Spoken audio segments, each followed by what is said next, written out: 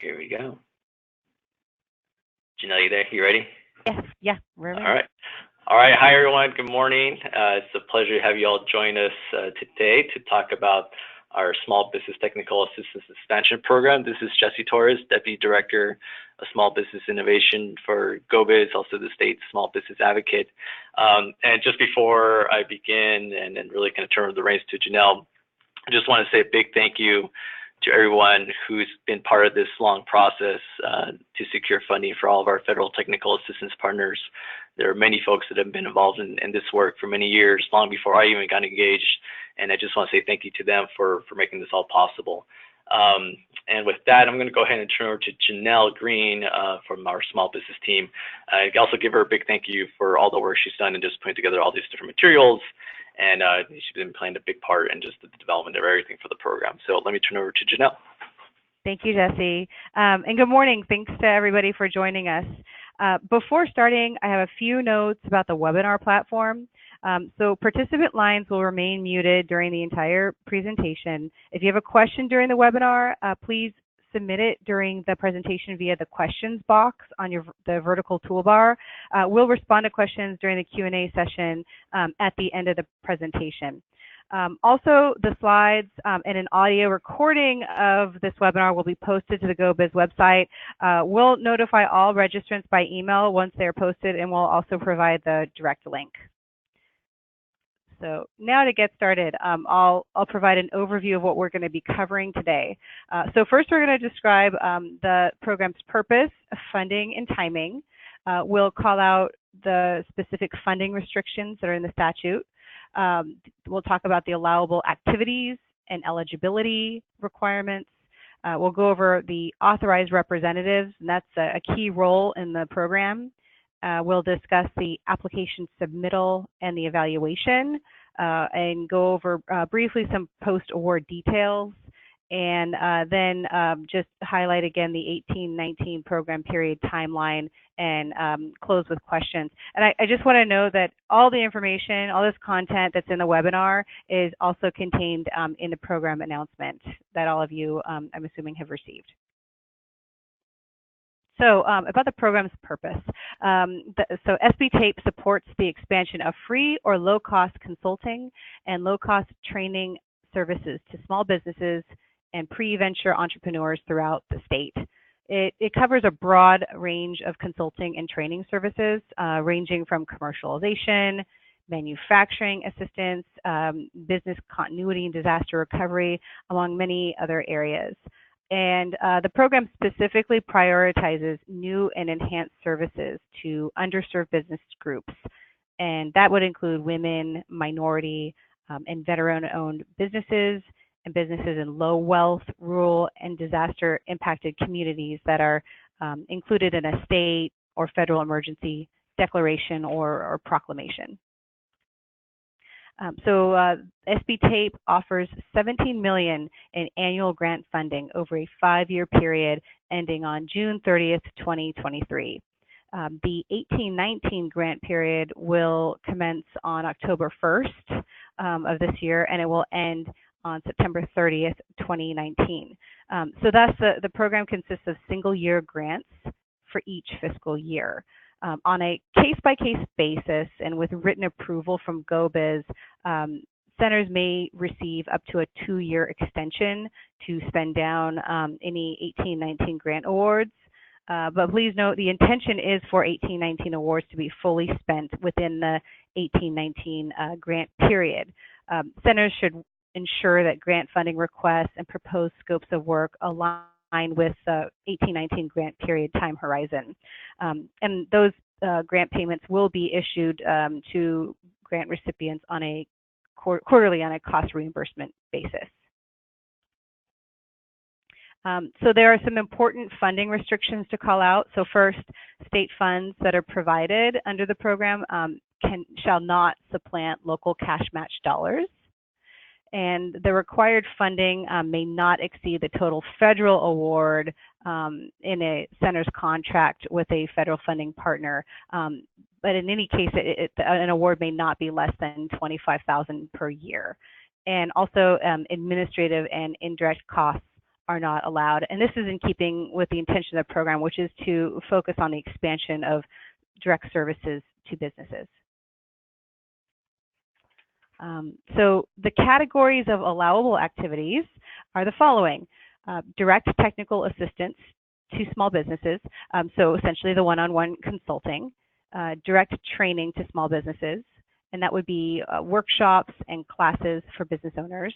And it can include the cost of trainers, but also supplies, curriculum development, related training preparation, and webinar subscriptions for virtual training. Training may not, though, include travel. And then the third category is research. So that would be time and effort to assess a small business services needs in a center's geographical service area if planning an expansion, or research to inform a pilot project or other planned service expansion. It may not include the cost of research, tools, or reports that are just for specific, individual client consulting. And then the fourth category is marketing. And for purposes of the program, we're just defining that as it's printed and online campaigns by centers to reach small businesses in their communities.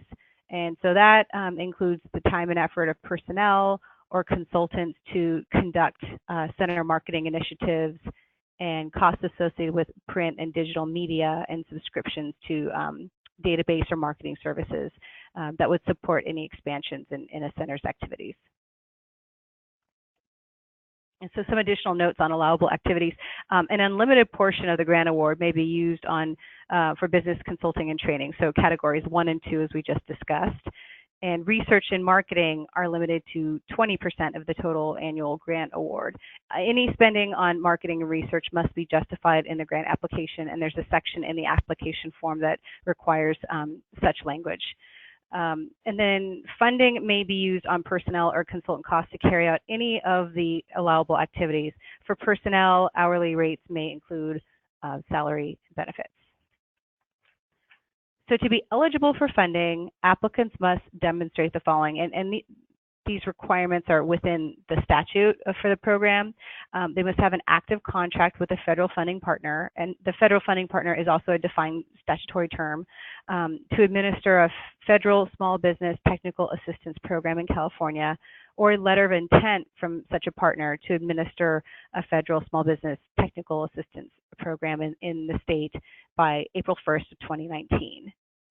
If a center does not have an active contract or a letter of intent due to the timing of a federal partner's award decision, we will require in writing written correspondence from that partner that has to specify the nature of the timing issue. And in such a case, we may issue an award that's contingent on the future of federal contract or letter of intent. And then in addition, to be eligible, you must have a fiscal agent that is able to receive the non-federal funds and have a plan of action and commitment to fully draw down all of the federal funds available during the performance period using local cash match. And if a center is new, then the applicant must demonstrate the ability to fully draw down substantially all those federal funds that are available to it. Some words about the authorized representatives in the program. This is a key role in the administration.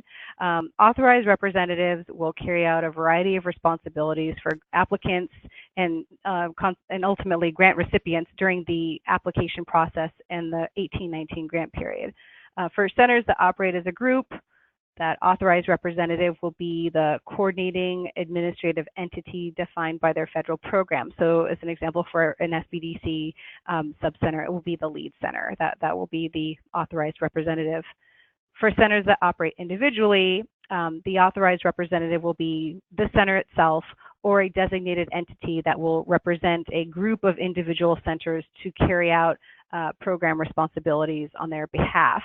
And just to note, those applicants that act as an authorized representative in a group application and agreement will receive an additional 10 points, bonus points in the scoring of their application. This slide summarizes the responsibilities under that role. So during the application and agreement process, they will submit the application to GO-Biz. They'll receive the notice of award when the funding decisions have been made, and they will enter into the 18-19 program period agreement with GO-Biz. And so for group applications and agreements, the authorized representative will need to enter into separate sub-agreements with the centers in their group agreement. Once the program period begins, the authorized representative will submit performance and financial reports from the centers in their agreement to GO-Biz after reviewing them for accuracy and completeness. They'll receive and distribute GO-Biz's quarterly reimbursements to the centers in their agreement. And then they'll serve as the principal contact for GO-Biz and centers in a group agreement. And this communications role is really key. You know, when programmatic issues and questions arise, centers will be expected to contact their authorized representative, who will then engage GO-Biz if it's necessary. Also, GO-Biz will communicate to authorized representatives if there's program-related information that needs to be shared with centers. So now on with the application submittal process. So applications will be submitted electronically to GO-Biz and essentially consist of the PDF application. It'll be a single file, and the intake sheet in an Excel and a CSV file format. And I'll talk more about that in the next few slides. Group-based programs will apply as a group, and the group's authorized representative will submit a single consolidated application to GO-Biz that contains all the applications from the centers in their group. And again, that will be in one PDF file. And then centers that operate individually will either submit a group application under a single authorized representative or submit an individual application directly to GO-Biz. So some words about the intake sheet. The intake sheet was attached to the GO-Biz email that contained the program announcement. It's an Excel document, and it will summarize the grant request and the proposed milestones for all centers in a submitted application. And it'll be submitted to GO-Biz by the authorized representative, as mentioned, as Excel and CSV file attachments along with the application.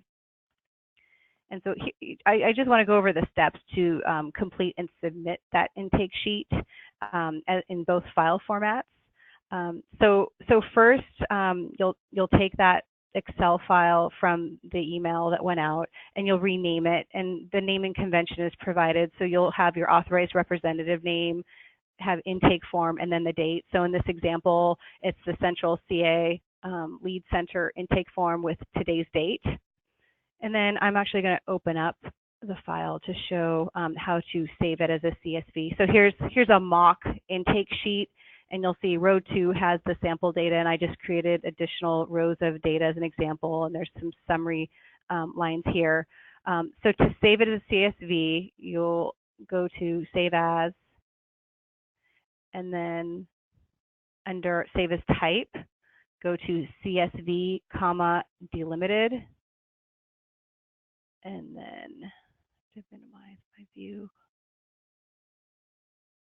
Unfortunately, so the toolbar, the GoToWebinar toolbar is in my way. Okay, so you'll go to Save, and then you'll go to OK, and then a Yes. And then if you go into where your files are located, you'll see here, so I have the Excel, and now I have a CSV version.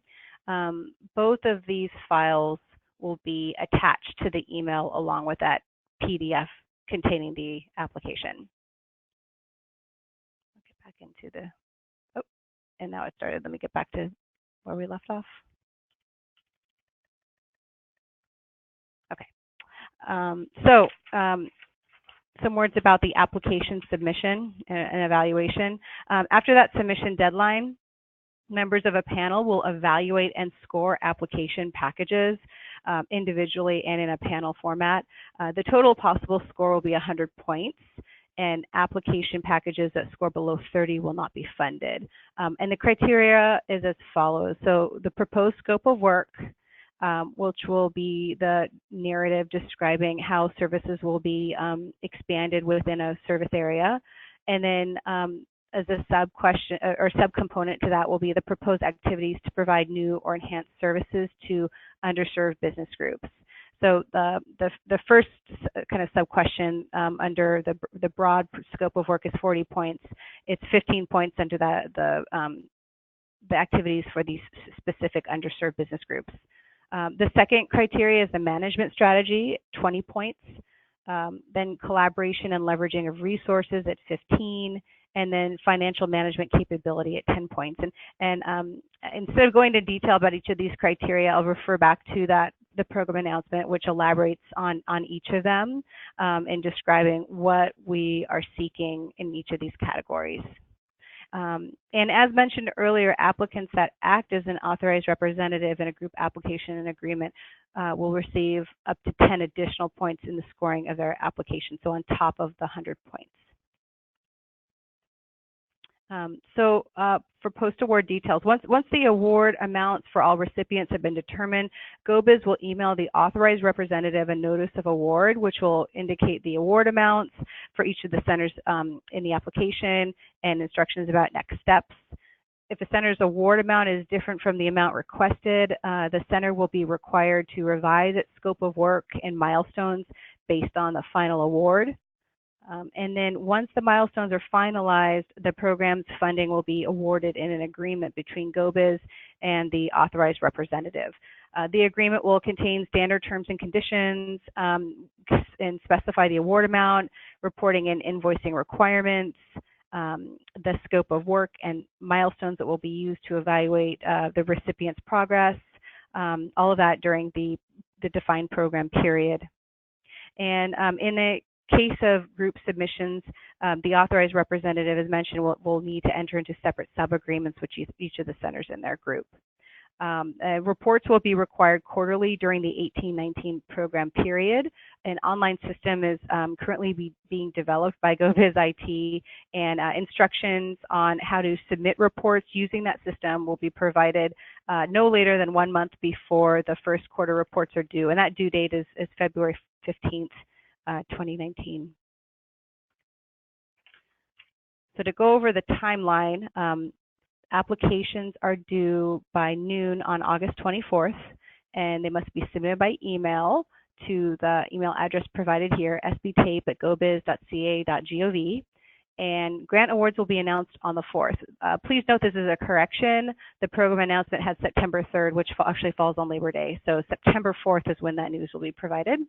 And then September 5th to September 28th, during that period, the agreements will be prepared and executed between GO-Biz and the authorized representatives. And then the program will begin on October 1st, and it will conclude on September 30th, 2019. And at this time, we'd be happy to take any questions you might have. Janelle, did you want me to run through the questions we have already received? Yeah, let's go ahead and do that. Yeah, let me go ahead and do that. I know we received them. And if just a heads up, if anybody's trying to email us right now, just know that we're having an email issue, and I think it might be across a number of different agencies, but just a heads up on that. But let me just share some of the questions we received already via email, and I'll just go through it. So one question was, what backup do we need for the 20% marketing and research? How will this be reported? Centers will be required to retain copies of receipts, invoices, contracts, and other supporting documentation for all expenses paid with program funds. And the invoice template bill will include separate fields for centers to report expense, labor, and non-labor costs for marketing and research. The non-labor costs will require a brief description of the costs incurred. Second question we received, as we understand it, the TAPE funds can pay for trainings. Can they pay for curriculum development and prep for trainings, as well as the actual hours in front of attendees? Or is it essentially straight presentation time? How will these hours be reported to GO-Biz? So training may include the cost of trainer supplies, curriculum development, and related training preparation, and webinar subscriptions for virtual training. Training may not include travel. The invoice template will include a separate field for centers to report, as mentioned, the expense, labor, and non-labor costs for training. Non-labor costs, as mentioned before, will require a brief description of the cost incurred. Third question I have here if a center chooses to hire an employee for expressly doing counseling and training, do we need to record 2,080 hours in Neosera for their time or subset? Nationally, full-time business counselors put in approximately 1,400 counseling hours. In essence, can we bill for the whole FTE person or just for the counseling hours in Neosera? I know this is a particular question for a specific program, but under this scenario, the center would be able to bill just for the counseling hours expended in Neosera. The next question, what happens to any surplus funds if the full 17 million doesn't get allocated in the first year? So we think the question is turning to, is there essentially a chance that we may be undersubscribed as far as applications? We think such an event would be unlikely, but we do have other options that we can consider should such an instance occurs. So at this point, we'll reserve judgment and options until we see exactly how many applications we get in and for how much. Next question we received, for the proposed number of clients consulted and proposed number of clients trained, do you want the total for the center or some subset that is just paid for by GO-Biz? It is going to be difficult to differentiate. The recommendation is to have us report the larger number. So GO-Biz will need the number of clients consulted and trained under the SBA grant funding.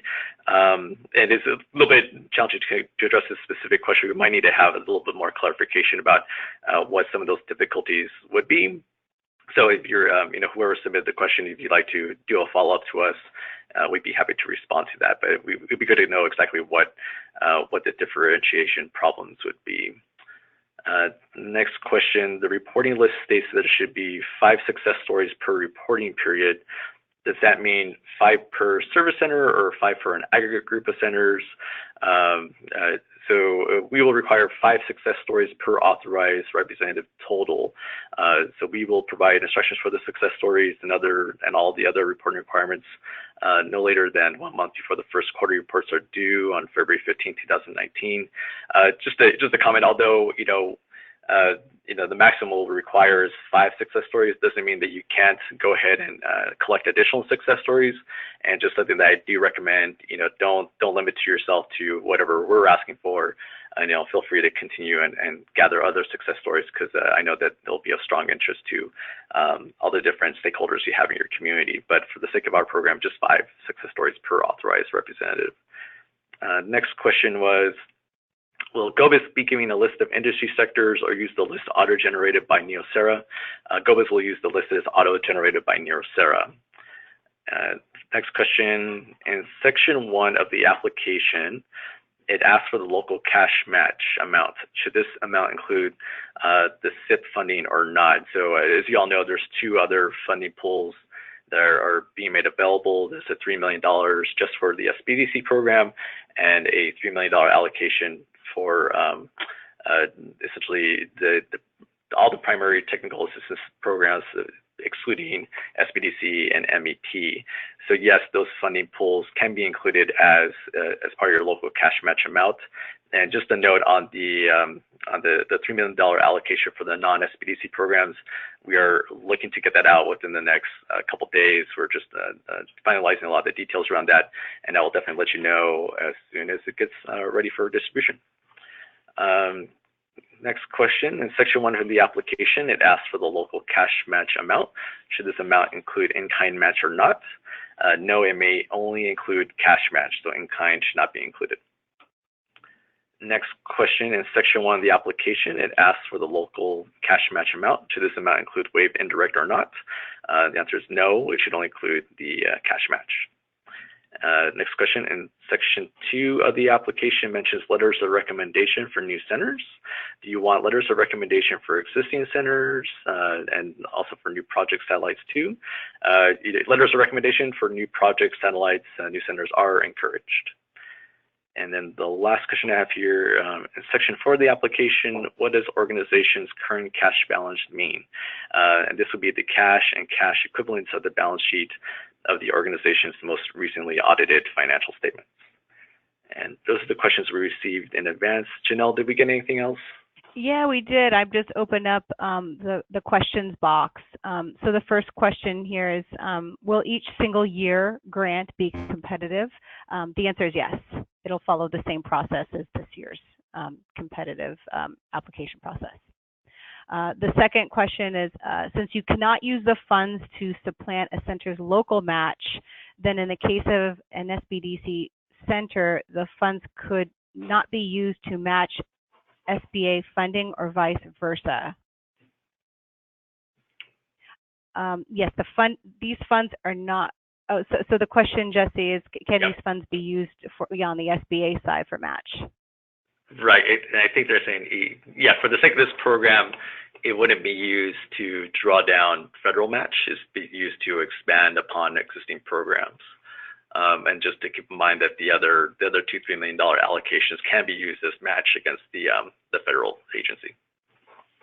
Okay, the next question, can an organization be eligible if they are not designated as a center, but have federal grant agreements to provide small business technical assistance? And Jesse, correct me if I'm wrong, they're going to need to fulfill the definitions of a federal small business technical assistance center and a federal funding partner in the statute, and also those applicant eligibility requirements that I went over in slide 8, correct? All of those have to be satisfied.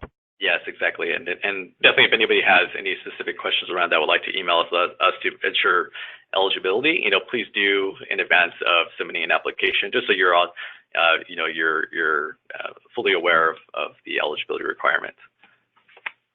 Another question, if it's a new center, what does the eligibility mean when we're saying that an applicant must demonstrate the ability to draw down substantially all? That's about what we can kind of consider order of magnitude of like 85% or so of all the federal funds available to it. Correct. Yeah. Let's see. If our agreement is with Caltrans, it's federal funding from DOT to provide TA to support small businesses, would our agreement be considered a federal partnership and thus make us eligible for this funding opportunity? Again, I would point back to the statute. I'd recommend, again, looking at the statutory language of those definitions of federal small business technical assistance center and a federal funding partner, and those other eligibility components to ensure that you would be able to qualify for this grant program. Yeah, and just as before, if you'd like to reach out to us on that specific example, we're happy to discuss and take a look, better understand this is essentially a federal pass-through. If it essentially become, a state program, it would be helpful to learn a little bit more about what the actual nuance of that program is. Another question, so please advise if you require a copy of the federal award with the submission of the application. We do not require a copy. However, the information we would be seeking would be within that page 1 of the application, where you have to sign off that you have an agreement or a letter of intent and provide information about the award and the cash match requirement. Let's see, where can we find a copy of the presentation and questions and answers discussed? Once we have the file, the recording downloaded, we're going to put it on our website, and we'll notify all of you and provide the direct link, and we'll also provide the questions and answers as well, typed out. That'll come early next week. Let's see. Why SEDC is located in an underserved rural area. Is this assistance program open to SBDC? We do receive TA funding from EDA. Yes, indeed, this is open to the SBDCs. What is the source for confirming eligible low wealth areas? Jesse, do you want to take that one? That's a great question. We can help provide direction about where to find that information, that data. It'll be specific to your county or city, but we're happy to provide that to you if you don't have it already. Would a business assistance center that receives funding through a USDA small business assistance grant qualify, or does funding need to be through an SBDC? Funding does not need to be through an SBDC, but that funding through the USDA would just need to meet those definitions in the statute for a federal funding partner and a federal small business technical assistance center and the other eligibility requirements. So we would just point you back to those statutory requirements. See, there's a question about past performance on page 17 of the program announcement. It states, please clarify the past performance for the last 3 fiscal years and what is the defined reporting period. I'm just going to turn to that page.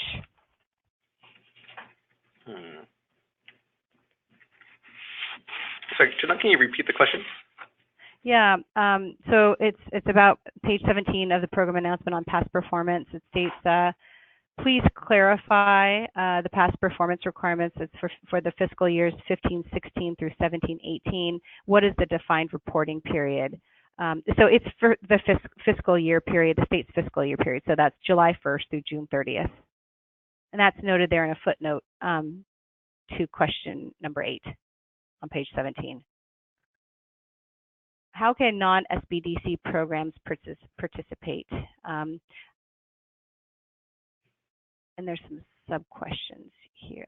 No, that's actually a different one. So they can apply through an authorized representative, just based on the process that we've described in the webinar. So it's definitely open to other types of federal small business technical assistance programs beyond SBDCs. All the steps that we just discussed would apply. Okay, question. Since local SBDC service centers are subcontractors of lead SBDCs and don't hold cooperative agreements, why would they have a roll-up portion of the proposal? Wouldn't it be directed from the lead center, who's the only holder of a cooperative agreement? That's the first question. Jesse, you want to take that? Yes, I mean, the lead center could apply, if I understand correctly.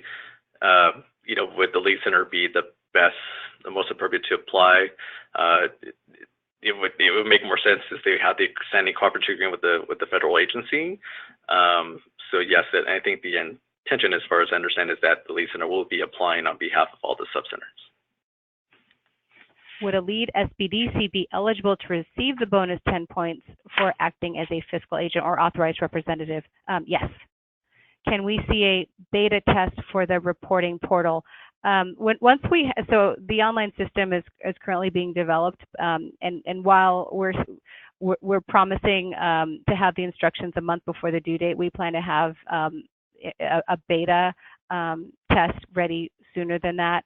So we'll provide it as soon as possible.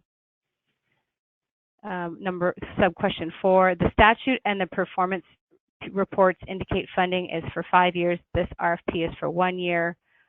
Quality expansion plans require multiple years to be most effective, in particular when targeting new underserved populations. What is the process for applying for multi-year grants? So you can mention in your narrative that your ask for the 18-19 program period is part of a multi-year plan for expansion, and we would welcome that. However, in the administration of the program, they are going to be single-year grants each fiscal year. Jesse, do you want to add anything to that? Yeah, I mean exactly that. We're not able to essentially say, you wouldn't be able to apply for example, $40 million stretched over 5 years. It's really limited to that single year amount of appropriated funding. So it's $17 million every year. We're not able to do that kind of contract. Let's see, and there's some more questions coming in, and there was a comment stating that some of these were sent in yesterday morning, and unfortunately we didn't receive them. I think the email issues that we're having today probably started yesterday. So let me continue on. So if you encourage women's business centers and other programs to join under a single fiscal agent, why isn't there an option for the fiscal agent to receive administrative funding to provide the service required as a fiscal agent? Yeah, again, the intent and purpose of the program is to support direct business assistance. So unfortunately, for the sake of the program, we're not able to do that. And if there isn't any funding for the fiscal agent to administer the program, can each of the sub-agencies include a portion of their request to pay the fiscal agent to administer the overall agreement? Would it be in the individual center's budgets, and would that be an allowable or allocable expense? And the answer is no, that wouldn't fall under any of the four allowable categories for funding for the program. And the intent is really for this to go directly towards the expansions of services. Jesse, did you have anything to add to that? Nope. The fiscal agent per the RFP receives a bonus 10 points. What benefit is there for those 10 points? Well, when it comes to those awards decisions, those 10 points is a 10% bump for the application that's being proposed by that authorized representative. I really can't elaborate beyond that unless Jesse, you had any comments there. No, just that there would be that additional point value. Yeah, and then it was mentioned that the Women's Business Center submitted questions, and I didn't receive those either. So we apologize for the email glitch.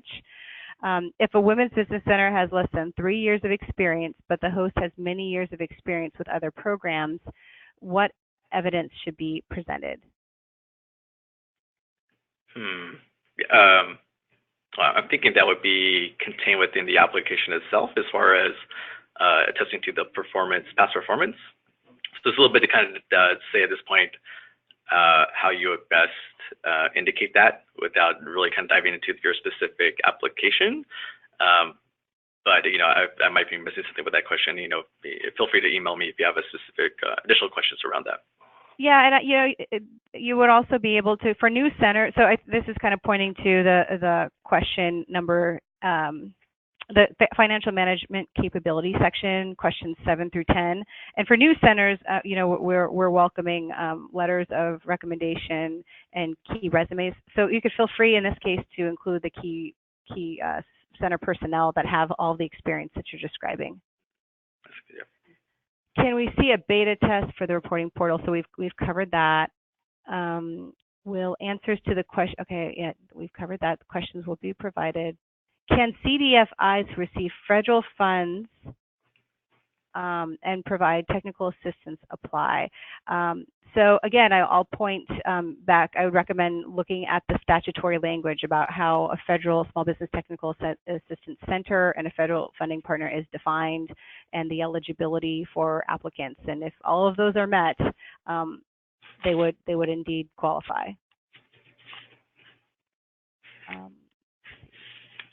I think I'm reading now a duplicate question, so just one moment. Yeah. Okay. So here's another one. Can STEP funding be used as a requirement to comply with the federal funding? And that's an really interesting question, and very specific to that program, since GO-Biz actually is a co-administrator of that program. So we'll need to go back and make that determination. So we'll provide an answer to that as part of the Q&A posting. Another question, is every year with the program announcement a competitive year, or is it a non-competitive renewal? As mentioned before, it is indeed competitive each year. Can option year proposals be submitted? If so, how will those be treated and considered in the notice of award? No, it's a single year approach. Can you clarify for multi-agency proposals what is required for the roll-up overall group proposal? Nothing special besides what was described, in the submission process. So that authorized representative will provide an intake sheet describing, listing all of the different centers that are coming from different agencies and their proposed milestones and their funding requests. The RFP suggests expanding and creating satellite offices. Would costs for the new space, rent, furniture, tenant improvements, and equipment be allowable or allocable? And no, that would not fall under the 4 categories of qualifying expenditures, unfortunately. So I point back to the slide that we presented. It's also, that language is in the RFP about, or program announcement, about allowable costs.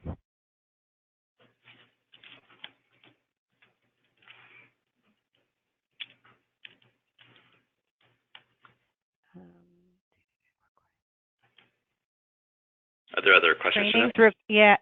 Trainings require administrative support such as coordinators and schedulers. Are those costs allowed? I think that refers to the time and effort. So time and effort would be allowed. Would large multi-breakout session style events be considered as training? They require significant administrative time and have costs for speakers and trainers. As long as it's seen as a training event under your federal agency, and I believe that would constitute, just harking back to my own experience. So I believe it would. But a little bit difficult to see to understand exactly what kind of event it is. That they'll probably detail much more in your application. But at first blush, I believe it would. How are hard costs related to administering the grant or program management able to be charged? And are they part of the 80% of service, part of research? We already went over that, so we're not allowing any grant administration costs. Are capacity building costs for centers, such as purchase of IT equipment to support new staff and the services allowable? Again, that wouldn't qualify under those 4 categories, so no. The RFP suggests expanding and creating satellite offices. Actually, that's a duplicate question here.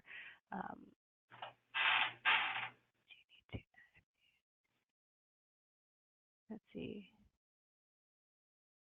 Do you need to add FTEs to increase output, or can existing staff be used to grow capacity? Existing staff could indeed be used if it's to support a satellite effort or a pilot project. We would just need to, we would need more information in the narrative of what exactly is being proposed. And just to add that, that's really at the discretion of the applicant.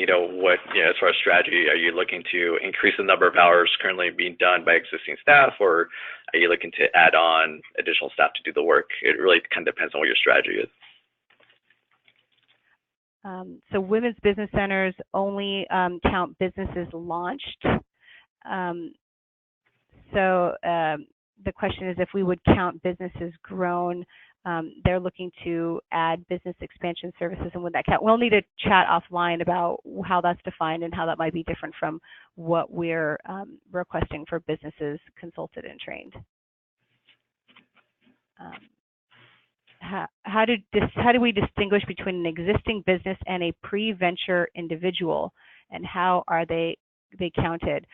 We're not in milestones. We're not asking for them to be distinguished.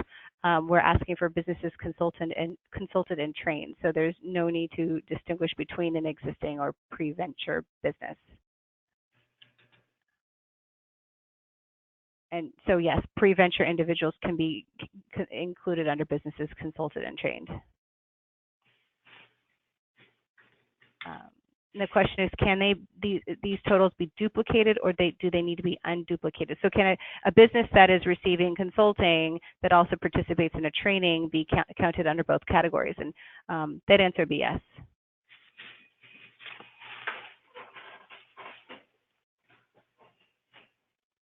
There's a long, I'm trying to sort through a long question here. There's a question about the definition for small businesses. So we do have a definition that we're going to be using for purposes of the program that's provided in the program announcement. So I'd refer to that, and that is on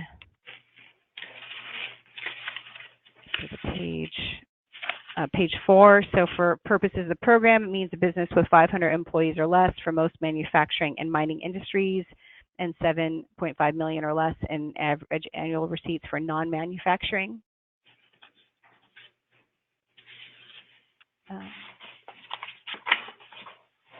If this is a reimbursement-only basis, are there any any considerations for small nonprofits who have timely cash needs?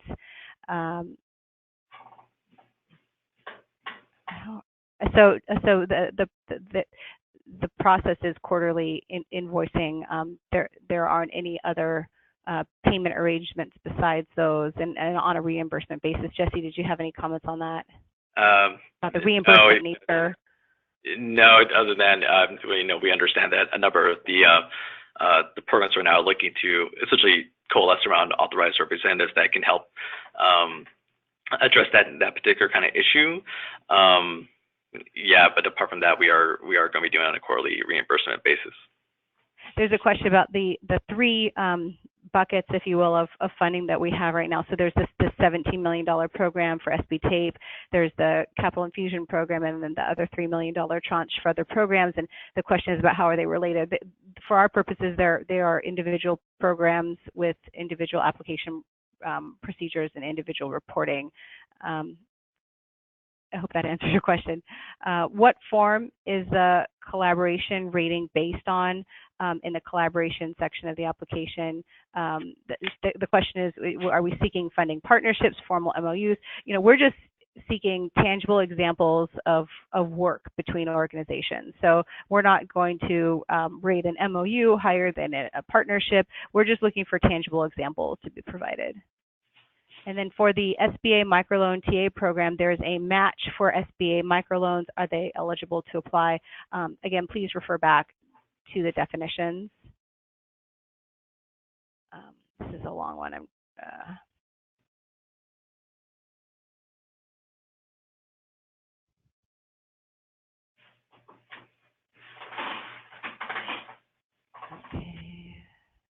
Will the award for each women's business center be determined by GO-Biz, or will the fiscal administrator decide how much funding each center will receive? Would GO-Biz be scoring each center separately? Yes, each center will be submitting an application and will be evaluated separately. Should letters of support come from other funders or clients or partners, or any of the above? And I would say any of the above, Jesse. Do you have any? Yeah. Can a center submit a proposal and also be included in another SBDC application? I'm not sure what is meant by another SBDC application. So if they're part of a rolled up application, you know, we'd like to see one single application. Yeah, absolutely.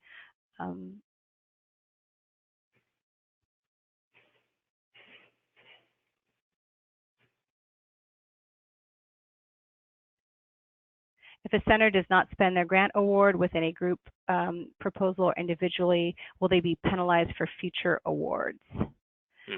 There's no process for penalizing a grantee, but like we said, the intention is for it to be fully spent down within that year's time period, and so we ask applicants to be mindful of that, but there isn't necessarily a penalty, you know, if there are asks in future years, you know, depending on the extent of the amount that wasn't spent, we'd probably expect an explanation in the narrative. Jesse, if you have anything there to add. I agree with that. And just as part of our, you know, oversight process, we'll be in regular communication with all the different partners. You know, so you know, we'll be working with everybody just to make sure that we're fully aware of whatever the financial situation is. But as far as a penalty, no, we wouldn't be penalizing per se. Yeah, there's a question, how does GO-Biz look at the cash match versus the all match? Does GO-Biz mean by match only the required match by the federal government or all match? So, oh, Jesse, sorry. Yeah, I would say the required match. The required cash match? Right, correct. And how do the goals for consulting and training and federal contracts relate to the GO-Biz proposal? If an organization commits to a federal goal, does the GO-Biz money require that the organization have a separate set of goals or deliver more than their federal goal? Or are their GO-Biz goals encompassed in a federal proposal? Where would it be documented? So these would be over and above. You know, as this is an expansion-oriented program, these would be goals beyond what would be in the federal award.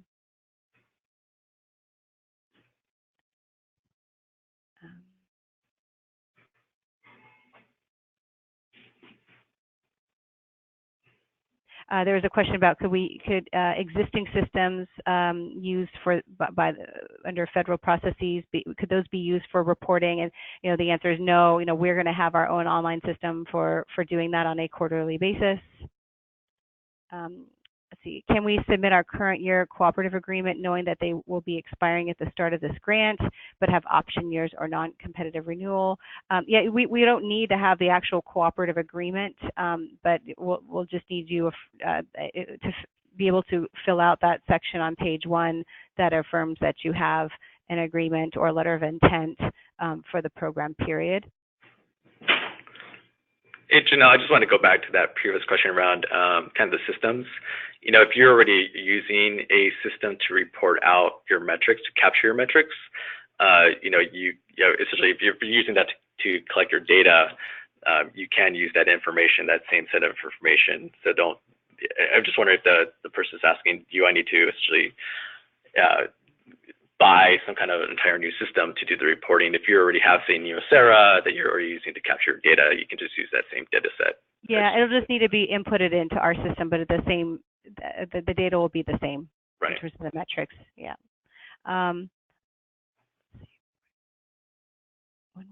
When will okay, let's see. I think a lot of these have been answered now. Does time and effort documentation need to indicate that the work performed is for new or expanded services? So there will need to be copies of receipts for all the expenses and client records maintained. And in the case of an audit, we would want to review those kinds of materials and make sure that the work is in alignment with the scope of work that's in the agreement. Not sure, Jesse, if you have anything to add there about time and effort documentation. No, I think you captured it. Okay, great. And I think that takes care of all of the questions. There are a number that were already answered. And like I said, we're going to provide written answers to these. And we appreciate you providing all these questions. And for those of you who did in advance, we apologize that we did not receive them. So apologies for the email glitch, but we'll get you these answers by early next week. Thank you again for your time, and again, we'll also be in touch with a copy of the recording to this webinar. Absolutely, and just when in doubt, any burning questions, don't hesitate to just reach out to me. You see my email there. And especially if it's around eligibility, before you launch into an effort around an application, just go ahead and reach out to us. We're happy to answer any questions you might have. Wonderful. Well, thank you again for your time. We appreciate it. And yeah, again, feel free to reach out if there are more questions. Take care. Bye-bye. Thanks, Janelle.